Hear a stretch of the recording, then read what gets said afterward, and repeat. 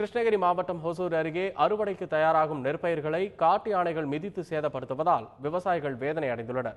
போடூர் வனப்பகுதியில் 8 காட்டு யானைகள் சுற்றித் திரிகின்றன.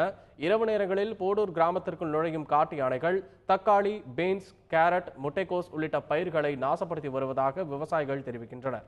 அறுவடைக்கு தயாரான நிலையில் உள்ள பயிர்களை யானைகள் மிதித்து சேதப்படுத்துவதால் இழப்பு ஏற்படுவதாக விவசாயிகள் வேதனை தெரிவிக்கின்றனர். 8 யானை வந்து நெல் விளைச்சல் எல்லாம் மிதிச்சு நாசம் பண்ணுது. நாங்கள் கடன்பட்டு உடம்பு போட்டு விவசாயம் பண்ணிட்டு இருக்கோம்.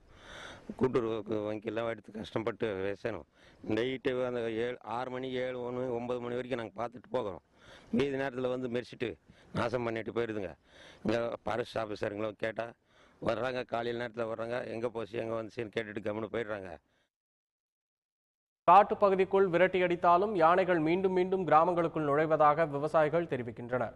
யானைகள் விளைநிலங்களை நாசப்படுத்தாமல் இருக்க வனத்துறை அதிகாரிகள் நிரந்தர நடவடிக்கை எடுக்க வேண்டும் என்று அவர்கள் கோரிக்கை விடுத்துள்ளனர்.